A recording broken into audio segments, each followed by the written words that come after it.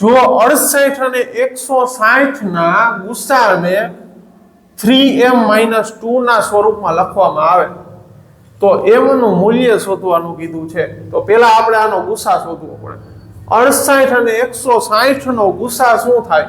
તો શું કરવાનું?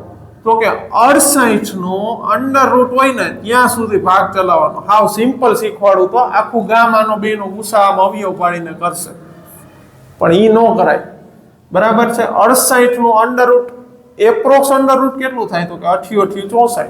બરાબર. ત્યાં સુધી અવયવ પાડવાનો. તો કે 2 ના ઘડિયામાં આવે, 4 ના ઘડિયામાં આવે, 8 ના ઘડિયામાં આવે, બસ થઈ ગયું. હવે આને ચેક કરવાનું. તો કે આને 2 થી ડિવાઈડ કરી શકાય? તો કે હા. 34 દુ 68. 4 થી ડિવાઈડ કરી શકાય? તો કે 17 ચોક 68. હા, કરી શકાય. 8 થી? તો કે 88 64. નો કરી શકાય. બરાબર. તો આપણો ગુસા થાય 4. આ 4 ને અહીંયા ચેક કરવાનું. 4 થી ડિવિઝિબલ છે? તો કે હા, 40 ચોક 160. તો આપણો ગુસા મળી ગયો 4.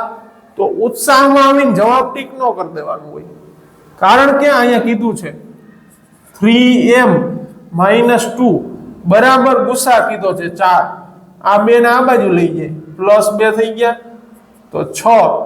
3m બરાબર 6, તો m બરાબર 2. તો 2 આપણો જવાબ આવશે.